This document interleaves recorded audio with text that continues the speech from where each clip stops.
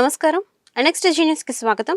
ఈనాటి వార్తా విశేషాలు. దేశీయ మొక్కల పచ్చదనంతో రాష్ట్రం కలకల్లాడాలని డిప్యూటీ సీఎం పవన్ కళ్యాణ్ పిలుపునిచ్చారు. రాష్ట్ర ప్రభుత్వం ఆధ్వర్యంలో చేపడుతున్న వన మహోత్సవంలో ప్రతి ఒక్కరూ పాల్గొనాలని కోరారు. ఇది సామాజిక బాధ్యత అని చెప్పారు. ఈ మేరకు ఆయన ఓ వీడియో సందేశాన్ని విడుదల చేశారు. అన్ని జాతుల మొక్కలను పెంచడం మానేద్దాం. దేశావళి జాతుల మొక్కలే పర్యావరణానికి నేస్తాలు. వన మహోత్సవం కార్యక్రమాన్ని విజయవంతం చేయాలి. అరబ్ దేశాలే కోనోకార్పస్ మొక్కలను వద్దనుకున్నాయి. పచ్చదనం కోసం ఆ జాతి మొక్కలను అక్కడ విరివిగా పెంచారు. అయితే తర్వాత వాటి దుష్ప్రభావం అర్థం చేసుకుని ఈ మొక్కను వద్దనుకొని నిషేధించాయి. దీనివల్ల జరిగే అనార్థాలు అధికంగా ఉన్నాయి. భూగర్భ జల సంపదను ఎక్కువగా వినియోగించుకోవడంతో పాటు చుట్టుపక్కల ఉన్న వారికి శ్వాస సంబంధ సమస్యలు వస్తాయని పవన్ కళ్యాణ్ వెల్లడించారు. హృదయపూర్వక నమస్కారాలు. వన మహోత్సవ కార్యక్రమాన్ని అందరూ సామాజిక బాధ్యతగా తీసుకొని మనస్ఫూర్తిగా అభ్యర్థిస్తున్నాను. పర్యావరణ సమతుల్యత కోసం పచ్చదనాన్ని పెంచాలి అనేది ఎన్డీఏ కూటమి ప్రభుత్వ లక్ష్యం. 29% ఉన్న పచ్చదనం 50% తీసుకెళ్లాలే లక్ష్యంగా పనిచేస్తున్నాం. ఈ వన మహోత్సవ కార్యక్రమంలో మరొక ముఖ్య విషయం, వృక్ష జాతుల ఎంపిక చాలా కీలకం. అవి స్వదేశీ వృక్ష జాతులను ఎంపిక చేసుకోవటం చాలా అవసరం. స్థానిక వృక్ష జాతులు నాటడం ద్వారా జీవ వైవిధ్యాన్ని, నేల ఆరోగ్యాన్ని మరియు పర్యావరణం మరియు మానవ ఆరోగ్యాన్ని కాపాడిన వాళ్ళు అవుతాం. అందుకే దేశవాళీ చెట్లు పెంచడం చాలా అవసరం. మన దేశ భూ వాతావరణ జీవ వైవిధ్యాన్ని ముప్పు కలిగించే అన్య దేశ జాతుల్ని నాటడం మనందరం మానుకోవాలి. చూడటానికి మొక్క ఆకర్షణీయంగా ఉంది, మొక్క నాటితే ఏపుగా పెరిగిపోతుంది, నిర్వహణ ఖర్చులుంటాం అని చెప్పి ఎవెన్యూ ప్లాంటేషన్ పేరు మీద గత దశాబ్ద కాలంలో అన్య దేశ వృక్ష జాతులైన కోనాకార్పస్, ఏడాకుల పాల, మడగాస్కర్ ఆల్మండ్, ఆస్ట్రేలియా తుమ్మ లాంటి వృక్ష జాతుల్ని విరివిగా నాటేశాం. వీటి మూలంగా పర్యావరణానికి ప్రయోజనం కంటే కూడా ఆరోగ్యం మీద, భూగర్భ జల సంపద మీద చాలా తీవ్ర ప్రభావం చూపుతూ ఉంది. అందరూ ఆ ప్రాంత జీవ వైవిధ్యాన్ని పెంపొందించే స్వదేశీ జాతులను మాత్రమే నాటాలి అనేది ఏ దేశపు వృక్ష శాస్త్రజ్ఞుల్ని అడిగినా చెప్పే మాట ఇది. కానీ ఆ వాస్తవాన్ని విస్మరించి విదేశీయ మొక్కల మోసుతో రాష్ట్రమంతటా కోనాకార్పస్తో నింపేశారు. కోనాకార్పస్ అసలు మొదట పరిచయం చేసిన అరబ్ దేశాలే దాన్ని నిషేధించినాయి. ఎందుకంటే దాని దుష్ప్రభావాలను గుర్తించిన వెంటనే నిషేధించారు, తీసేశారు. మన దేశంలో తెలంగాణ, గుజరాత్, కర్ణాటక, అస్సాం ప్రభుత్వాలు కూడా వీటిని నిషేధించినాయి. ఈ కోనాకార్పస్ లాంటి విదేశ వృక్ష జాతుల మూలంగా జరిగే అనర్థాలు చాలా ఉన్నాయి. అవి ముఖ్యంగా మన భూగర్భ జల సంపదను హరించి వేస్తాయి, శ్వాస సంబంధ ఆరోగ్య సమస్యలకి కారణమవుతున్నాయి. కోనాకార్పస్ ఎలాంటి వృక్ష జాతి అంటే పశువులు తినవు, పక్షులు గూడు పెట్టవు, కనీసం పక్షులు కూడా వాలవు. చెట్టుని చేమని ఆధారంగా చేసుకుని బతికే క్రిమికీటకాలు కూడా ఈ చెట్లు జోలికి రావు. పక్షులే దూరంగా ఉండే ఈ మొక్కల్ని మనం మోజులో పడి ఎందుకు వేయాలి అనేది కీలకమైన ప్రశ్న. అందుకే ప్రతి సంవత్సరం జూన్, జూలైతో మొదలై నవంబర్లోని కార్తీక సమారాధన వరకు కొనసాగే ఈ వన మహోత్సవ కార్యక్రమంలో మన స్వదేశీ జాతులైన జీవ ఇంధనంగా ఉపయోగపడే కానుగ, వేప, చింత, ఉసిరి, శ్రీగంధం, ఎర్రచందనం, రావి, మర్రి, రేల, దిరిసెన, సీత, అశోక, మారేడు, నేరేడు, దేవకాంచనం, తెల్లమద్ది, మామిడి, కదంబం, జమ్మి, వెలగ, సీతాఫలం ఇలాంటి ఇంకా ఎన్నో మన జాతుల మొక్కల్ని నాటాలని అందరినీ అభ్యర్థిస్తున్నాం, కోరుకుంటున్నాం. 29% ఉన్న మన పచ్చదనాన్ని 50% తీసుకెళ్లే లక్ష్యంగా చంద్రబాబు నాయుడు గారి నాయకత్వంలో కూటమి ప్రభుత్వం పనిచేస్తుంది. గుంటూరు పశ్చిమ నియోజకవర్గంలో వన మహోత్సవం కార్యక్రమం ఘనంగా జరిగింది. 29వ డివిజన్ శ్రీరామ్నగర్లో ఎమ్మెల్యే గల్లా మాధవి ముఖ్య అతిథిగా హాజరై మొక్కలు నాటారు. ఈ కార్యక్రమంలో స్థానిక డివిజన్ టీడీపీ అధ్యక్షుడు సుబాని, ఇతర టీడీపీ, జనసేన నేతలు, అధికారులు పాల్గొన్నారు. పర్యావరణ పరిరక్షణ కోసం ప్రతి ఒక్కరూ మొక్కలు నాటాలని ఈ సందర్భంగా ఎమ్మెల్యే సూచించారు. నగరంలో నానాటికి కాలుష్యం పెరిగిపోతుందన్న విస్తృతంగా చెట్లను పెంచేందుకు కృషి చేస్తామని ఆమె వెల్లడించారు. అదేవిధంగా స్థానికంగా ఎన్నుకున్న సమస్యలను ఎమ్మెల్యే ప్రజలు అడిగి తెలుసుకున్నారు. ప్లాంటేషన్ డే జరుపుకుంటూ ఉన్నాము. ఈరోజు మనకి మొక్కలు ఎంతో అవసరమైన ప్రాణవాయువుని అందించే మనకి వాటి జీవనాధారంగా మనం వాటి మీద డిపెండ్ అయి ఉన్నాము. అయినా కూడా కాంక్రీట్ జంగల్స్ పెరిగిపోతూ ఈరోజు విస్తారంగా మొక్కల్ని, అడవుల్ని నరికివేయడం జరుగుతూ ఉంది. దానికోసమని దాని మీద అవేర్నెస్ కోసం ఇలాంటి వన మహోత్సవ్ కానివ్వండి, ప్లాంటేషన్ డేస్ కానివ్వండి మనం సెలబ్రేట్ చేసుకోవాలి. మరింత సమాజంలో దీని మీద ఒక అవగాహన కల్పించాలి. బాగా మొక్కల్ని నాటాలి. అవసరమైన ప్రతి చోట కూడా మొక్కల్ని పెంచి వాటిని సంరక్షించాలి. ఈరోజు ఏదో ఒక ప్లాంటేషన్ డే వచ్చింది, లేదంటే ఒక వన మహోత్సవం వచ్చిందనే కార్యక్రమంలో భాగంగా నాటి వెళ్ళిపోకుండా దాన్ని సంరక్షించే బాధ్యత కూడా స్థానికంగా ఉన్న ప్రజలు కానివ్వండి, ప్రజాప్రతినిధులు కానివ్వండి తీసుకోవాలి. ఖచ్చితంగా మొక్కలు అనేవి మన సమాజ హితవు, ఎల్లప్పుడూ మనం రక్షించి పరిరక్షించేవి. సిటీ కల్చర్ ప్రతి ఒక్కరు కూడా సిటీ కల్చర్ని కోరుకుంటూ ఉన్నారు, ఆ ఇన్ఫ్రాస్ట్రక్చర్ని కోరుకుంటూ ఉంటాము. ఆ ప్రాసెస్లో మనకున్న ఈ చుట్టుపక్కల ఉన్న మొక్కలన్నింటినీ కట్ చేయడము, దానివల్ల తద్వారా పొల్యూషన్ అనేది విపరీతంగా పెరిగిపోవడం జరుగుతుంది. కంప్లీట్గా దాని మీద ప్రత్యామ్నాయ మార్గాలు తీసుకోవాలి. సిటీల్లో జనరల్గా స్థలం ఎక్కువ ఉండదు కాబట్టి ఇలా ఫారెస్ట్గానో లేదంటే ఒక వనంగా మనం పెంచలేం కాబట్టి ప్రతి ఇంటి ముందు కంపల్సరీగా వారు ఒక 4-5 మొక్కలు ఉండేలాగా చూసుకోవాలి. ఆ బాధ్యత ఆ ఇంటి యజమాని మాత్రమే తీసుకోవాలి. అదేవిధంగా ఏ కమర్షియల్ కాంప్లెక్స్లు ఉన్నా కూడా, ఇంకే అదర్ కమర్షియల్ యాక్టివిటీ ఉన్నా, రోడ్ సైడ్ ఉన్నా కూడా మున్సిపాలిటీ వాళ్ళు దాన్ని అడాప్ట్ చేసుకొని ఆ ఏరియాని అక్కడ మ్యాక్సిమం పాసిబుల్ మొక్కలు నిజంగా మానవాళికి ఒక అవేర్నెస్గా నిలుస్తున్నాయి కాబట్టి ప్రజలందరూ కూడా వీటిని గుర్తించి వీటికి కంప్లీట్ సపోర్ట్ ఇవ్వాల్సిందిగా ప్రతి ఒక్కరికి కార్యక్రమం మొదలుపెట్టాము. పశ్చిమ నియోజకవర్గ ఎమ్మెల్యే గల్లామాధురి ఆధ్వర్యంలో మొక్కల పెంపకం కార్యక్రమం మొదలుపెట్టాం కాబట్టి ఈ కార్యక్రమానికి జనసేన, టీడీపీ, బీజేపీ కార్యకర్తలందరూ ఇంత వర్షంలో కూడా వచ్చి విజయవంతం చేసినందుకు పేరు పేరున ధన్యవాదాలు. కృష్ణా జిల్లా గుడ్లవల్లేరులోని ఇంజనీరింగ్ కళాశాల వాష్రూంలో సీక్రెట్ కెమెరా ఘటనపై రాష్ట్ర కాంగ్రెస్ అధ్యక్షురాలు వైఎస్ షర్మిల ఆగ్రహం వ్యక్తం చేశారు. కళాశాలలో పర్యవేక్షణ పట్ల యాజమాన్యాల నిర్లక్ష్యానికి ఇది నిలువెత్తు నిదర్శనమన్నారు. ఈ మేరకు ఆమె సోషల్ మీడియాలో పోస్ట్ చేశారు. అమానవీయ ఘటన విషయంలో వెంటనే చర్యలు తీసుకోవాలని కోరారు. ఒక ఆడబిడ్డ తల్లిగా ఈ ఘటన నన్ను తీవ్ర భయాందోళనకు గురిచేసింది. చదువు సంస్కారం నేర్పాల్సిన విద్యా సంస్థలు పిల్లలకు ఏం నేర్పుతున్నాయో అన్న ఆలోచనలో పడేసింది. ఉన్నత చదువుల కోసం ఆడపిల్లలను కాలేజీలకు పంపితే వారి మాన ప్రాణాలకు రక్షణ లేదనడానికి ఈ ఘటనే మరో నిదర్శనం. కాసుల కకృతి తప్ప భద్రతా ప్రమాణాలను యాజమాన్యాలు గాలి కుదిరేశారనే దానికి ఈ ఘటనే ఉదాహరణ అని షర్మిల ఆవేదన వ్యక్తం చేశారు. వైసీపీకి మరో 2 ఎమ్మెల్సీలు రాజీనామా చేయనున్నట్లు తెలుస్తోంది. కర్రి పద్మశ్రీ, బల్లి కళ్యాణ్ చక్రవర్తి ఎమ్మెల్సీ పదవుల నుంచి వైదొలుగునున్నారని సమాచారం. దీంతో పాటు వైసీపీకి కూడా వారు రాజీనామా చేసే అవకాశం ఉంది. ఇటీవల ఎమ్మెల్సీ పోతుల సునీత కూడా ఆ పార్టీ నుంచి బయటకు వచ్చారు.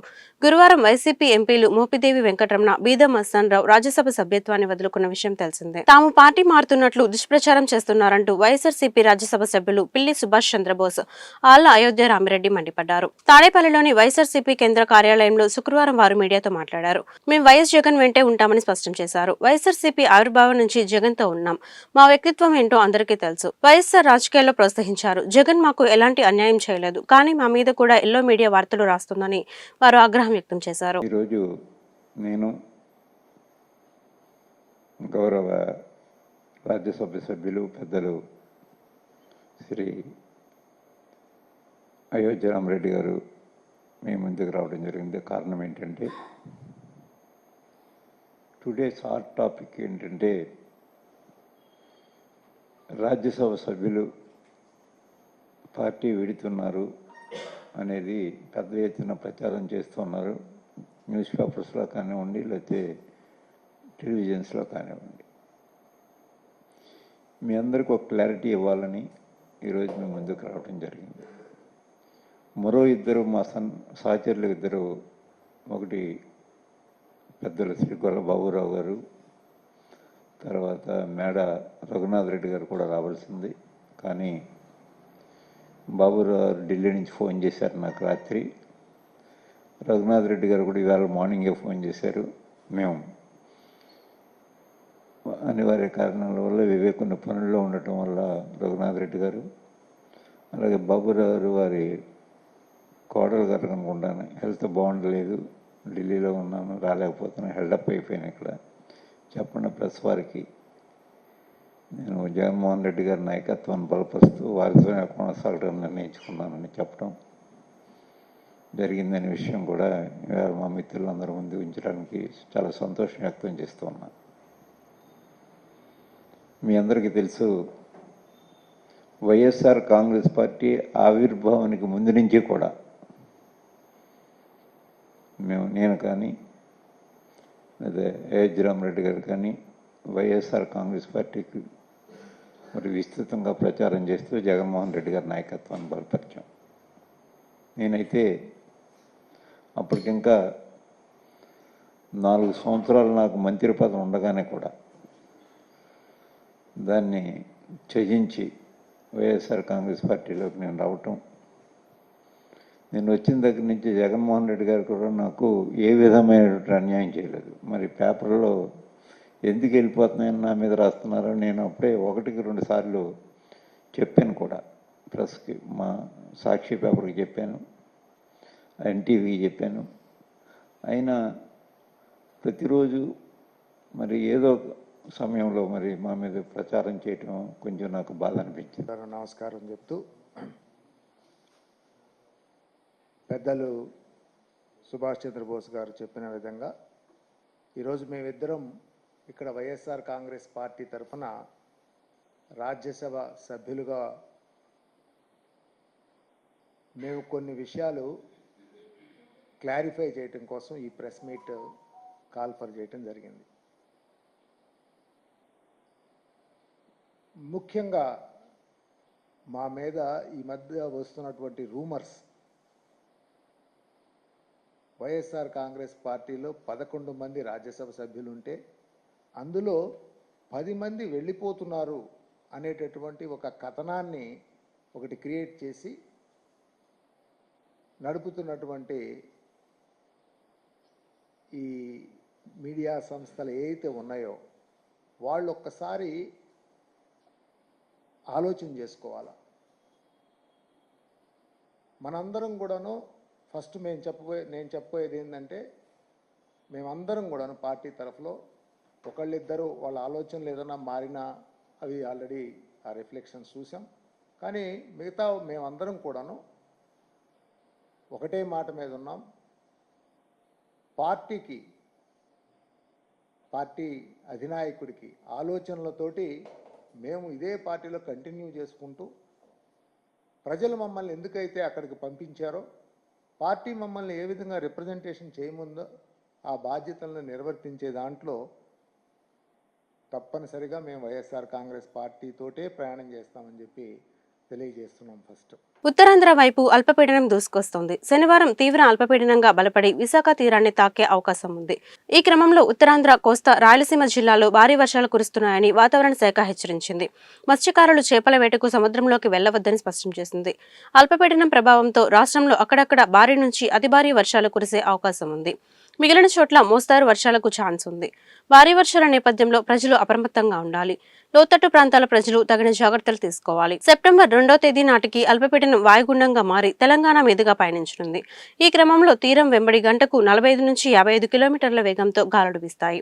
మత్స్యకారులు చేపల వేటకు సముద్రంలోకి వెళ్లవద్దని వాతావరణ శాఖ అధికారులు వెల్లడించారు. ఆల్ పీపుల్స్ పార్టీ ఉమ్మడి గుంటూరు జిల్లా అధ్యక్షుడిగా తన్నీరు వెంకట లక్ష్మణరావు నియమితులయ్యారు.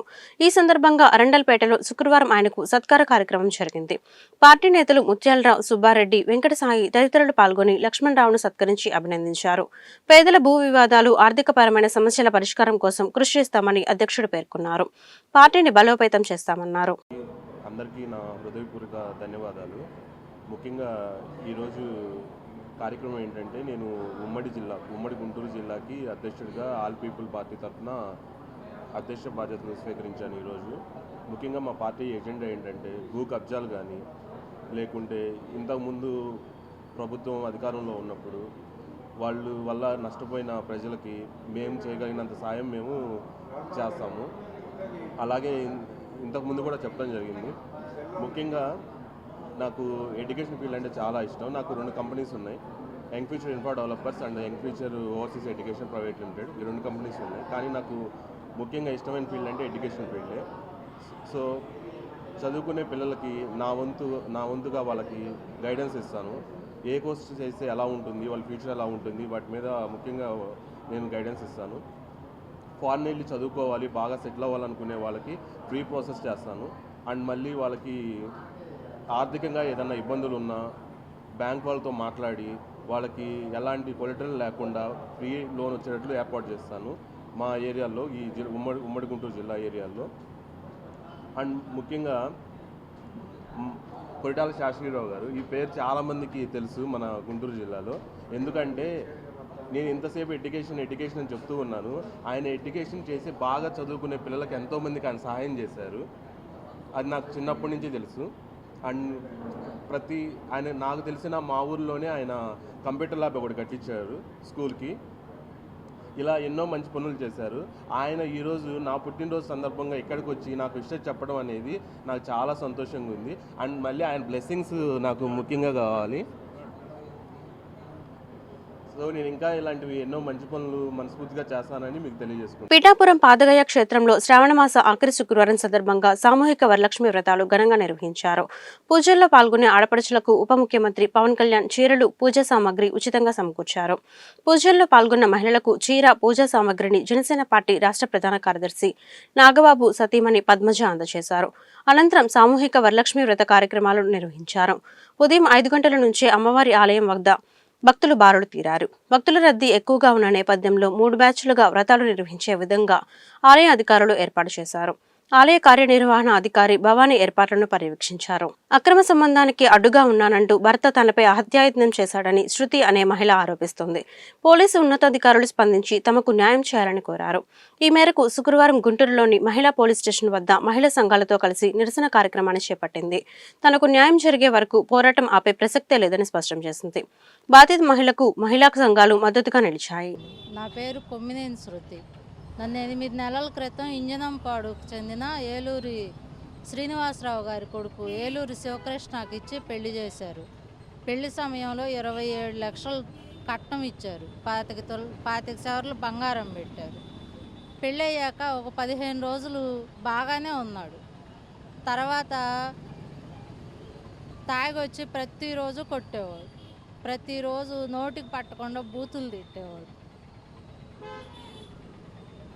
ఒకరోజు వాళ్ళ వదినతో కలిసి అతను అక్రమ సంబంధం పెట్టుకొని శారీరకంగా కలిసి ఉన్నాడు మా ఇంట్లోనే.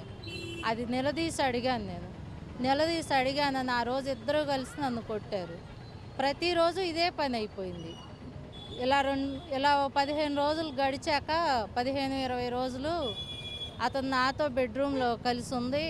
నాకు తెలియకుండా వీడియో తీశాడు.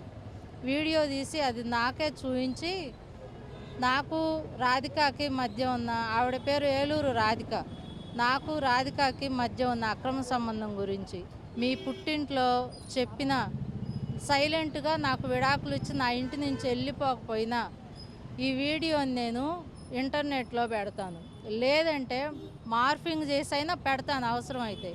అప్పుడు పరువు పోయి నువ్వే చచ్చిపోతావు, లేదా నేనే చంపి నా పరువు పోయింది అందుకే నేను చంపానని చెప్తా. నా మీద ఏ కేసు ఉండదు.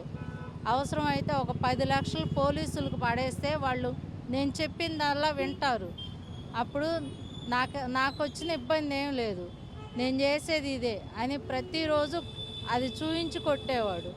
ప్రతిరోజు బెదిరించేవాడు. అతను ఎంత బెదిరించినా నేను అతని ఇంటి నుంచి వెళ్ళిపోవట్లేదని వాళ్ళ వదిన రాధికతో కలిసి ఆగస్టు 1వ తేదీ అర్ధరాత్రి దాదాపు 12:30 దాటింది. ఆ సమయంలో ఒక పథకం ప్రకారం ఒక పిడి కత్తి తీసుకొని వచ్చి నన్ను పొడిచారు. 5 సార్లు పొడిచారు నన్ను. 5 సార్లు 3 సార్లు నేను తప్పించుకోగలను, 4వసారి నేను తప్పించుకోలేకపోయాను. ఆ కత్తిపోటు కడుపులో దిగింది. 5వసారి నా చేతితో గట్టిగా కత్తి పట్టుకోవడం వల్ల చేతికి గాయమైంది. చేతిలో నుంచి కత్తి లాగేసుకోగానే అతను ఆ కత్తి రాధిక తీసుకొని నా గొంతు మీద పెట్టింది.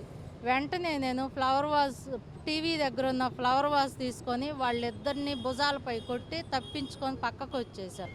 నా పేరు పోకూరి కవిత అండి. నేను మహిళా నాయకురాలుగా 40 సంవత్సరాల నుంచి ఈ వృత్తిలో ఉన్నాను. శృతి అనే అమ్మాయిని ఇంజనంపాడికి సంబంధించిన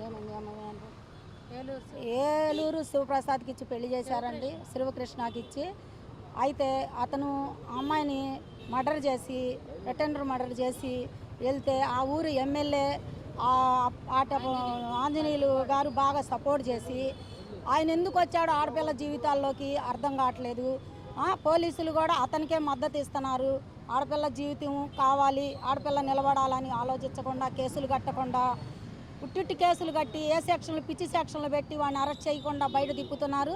ఈ విషయంలోకి అయితే శృతిని తీసుకొని నేను ఎంత దూరంకి వెళ్ళడానికైనా సిద్ధపడతాను. ఎస్పీ గారి ఆఫీస్ కాడ ధర్నా పెడతాను కూడా సిద్ధపడతాను. నేను పుట్టి చరుకూరులో ధర్నా పెడతాను. ఎమ్మెల్యే గారి ఇంటి ముందు కూడా ముట్టడిస్తాం. ఎమ్మెల్యే గారి ఇల్లు ఖచ్చితంగా దీని విషయంలో మేము వెనకాడం.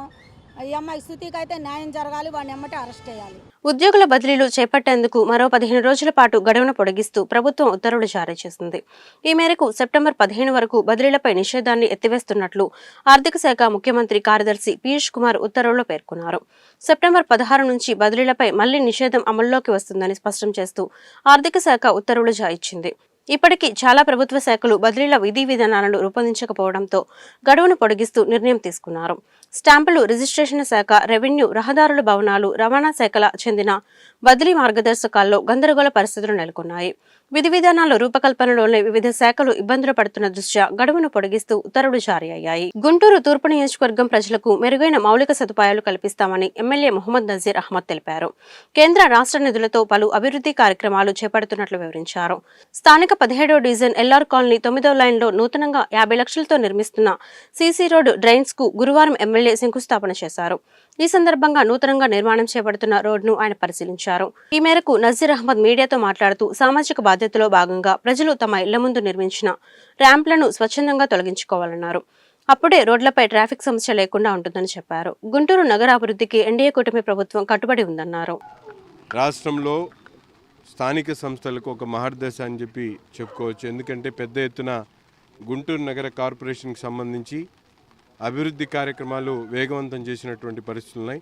ప్రతి డివిజన్లో కూడా పెద్ద ఎత్తున అవసరమైనటువంటి మౌలిక సదుపాయాలు కల్పన కోసం ప్లాన్స్ కానీ, రోడ్డు శాంక్షన్స్ కానీ, డ్రైన్స్ కానీ ఏర్పాటు జరుగుతోంది.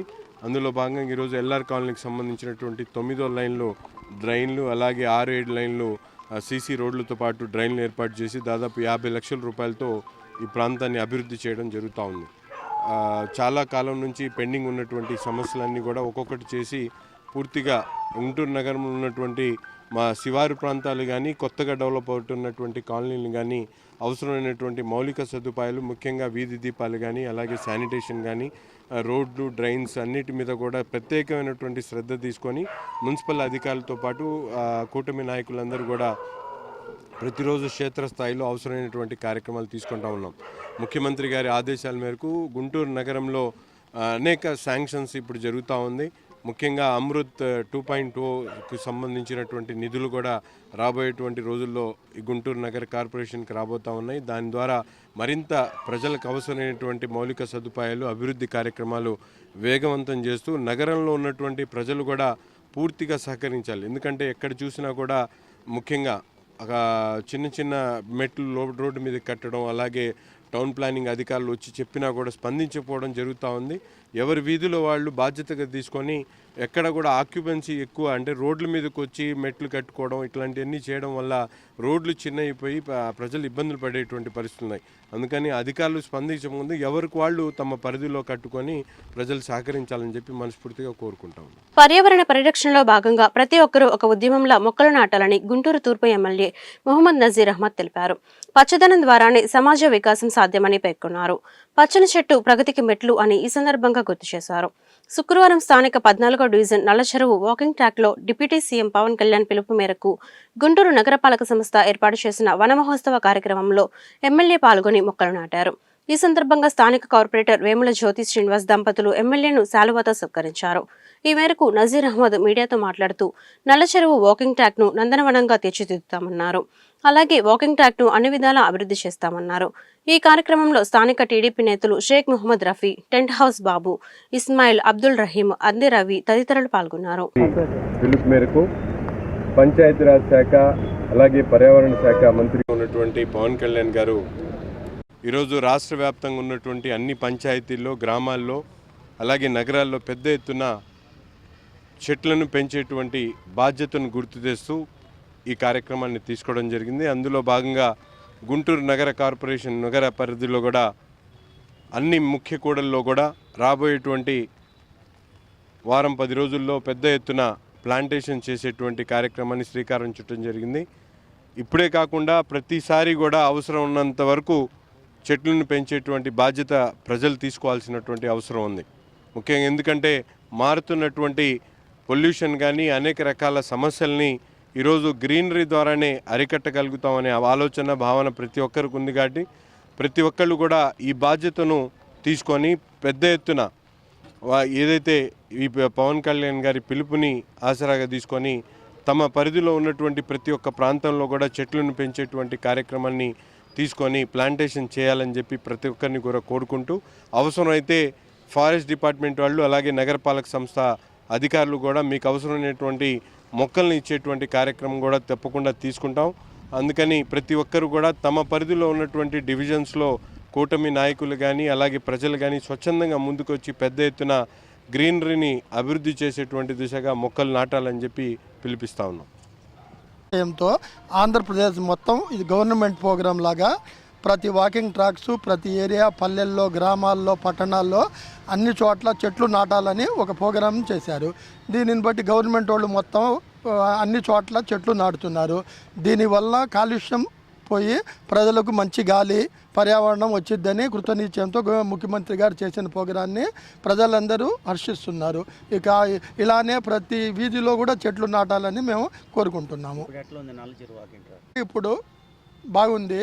కొన్ని కార్యక్రమాలు చేపట్టి అంతకుముందు లైటింగ్ అనేది లేదు వాకింగ్ ట్రాక్లో. ఇక్కడ స్వచ్ఛందంగా బాబు మరి కొందరు సహకారంతో తన డబ్బులు పెట్టి వాకింగ్ ట్రాక్కి లైటింగు, మరి ఈ 3 ఆకుల చెట్లు, 6 ఆకుల చెట్లు, దానివల్ల ఉబ్బసం, నానా రోగాలు వస్తాయని గవర్నమెంట్ వారితో ఆ చెట్లు మొత్తం కొట్టించేసి వాకింగ్ ట్రాక్ని ఇసుక వేయించేసి స్వచ్ఛందంగా గవర్నమెంట్తో సహకారం లేకుండా వీళ్ళు చేస్తున్నారు. దీనికి 1 టౌన్ ఎమ్మెల్యే గారు నసీర్ అహ్మద్ గారు వచ్చి చూసి వాళ్ళ చెట్లు నాటి ఈ వాకింగ్ ట్రాక్ని నేను ఒక ప్రెస్టీజియస్గా తీసుకొని దీన్ని డెవలప్ చేయడానికి నా వంతు నేను కృషి చేస్తానని తను వాగ్దానం చేశారు.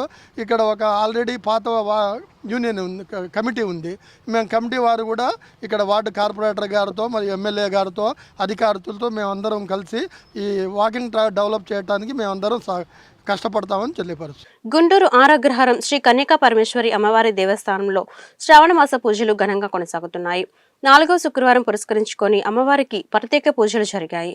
ఆధ్యాత్మిక పరిమళాల నడుమ శాస్త్రోక్తంగా జరిగిన సామూహిక కుంకుమార్చన కార్యక్రమంలో మహిళలు పెద్ద సంఖ్యలో పాల్గొన్నారు.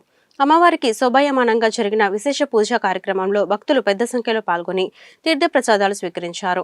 ఈ కార్యక్రమంలో ఆలయ చైర్మన్ నిడమానూరి సురేష్, ఆలయ కార్యనిర్వహణాధికారి పాదుర్తి దుర్గారావు పాల్గొన్నారు.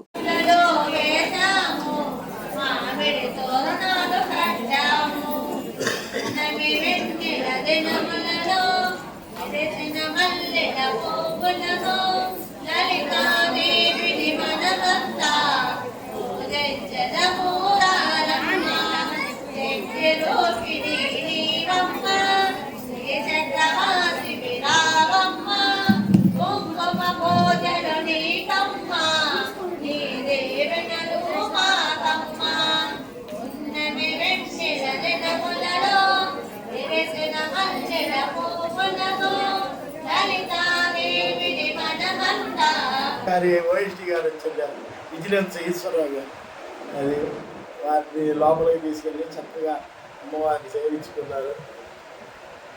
ఇది లాస్ట్ శుక్రవారం, చివరి శుక్రవారం ఇది. ఇవాళ జనం విపరీతంగా పూజలు చేస్తుంటే 350 నంబర్స్ కూర్చున్నాం.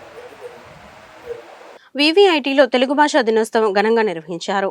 తెలుగు వాడుక భాష పితామహుడు గిడుగు వెంకట రామమూర్తి 162వ జయంతి పురస్కరించుకొని అమరావతి సాంస్కృతిక చైతన్య వేదిక వివిఐటి సంయుక్త నిర్వహణలో తెలుగు భాషా దినోత్సవం జరిపారు. ఈ వేడుకకు ప్రముఖ రచయిత వాడదేవు సుందర్రావు, సంస్కృతి గుంటూరు వ్యవస్థాపకులు సర్రాజు బాలచందర్, వివిఐటి చైర్మన్ వాసిరెడ్డి విద్యాసాగర్, అమరావతి సాంస్కృతిక చైతన్య వేదిక గౌరవ అధ్యక్షులు పిడికిటి మల్లికార్జునరావు హాజరయ్యారు. తెలుగు సాహిత్యాన్ని సరళీకరించి తెలుగు తీయదనాన్ని సామాన్యులకు చేరువ చేసేందుకు గిడుగు వెంకటరామమూర్తి చేసిన కృషి నెరవేరలేదని వక్తలు కొనియాడారు. ఈ సందర్భంగా ప్రజాగాయకుడు రమణ తెలుగు భాషను కీర్తిస్తూ పాడిన పాటలు అరలించాయి. అనంతరం వక్తలను వివిఐటి చైర్మన్ వాసిరెడ్డి విద్యాసాగర్ సత్కరించారు.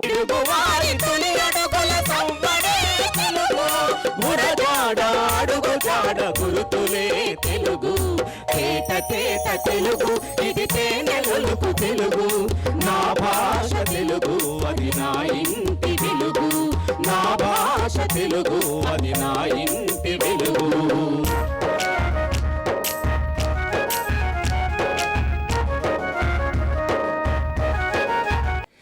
ఏదైనా ఒక భాష ప్రపంచ భాషగా వర్ధిల్లవలసి ఉంది అనంటే, ఏదైనా ఒక భాషకి ప్రపంచ భాష పొందడానికి అర్హత ఉంది అనంటే ఏదైనా ఒక భాష సర్వలక్షణ సంపూర్ణమైన భాషని చెప్పవలసి వస్తే, ఏదైనా ఒక భాష అనంత శబ్దాలతో నిండిన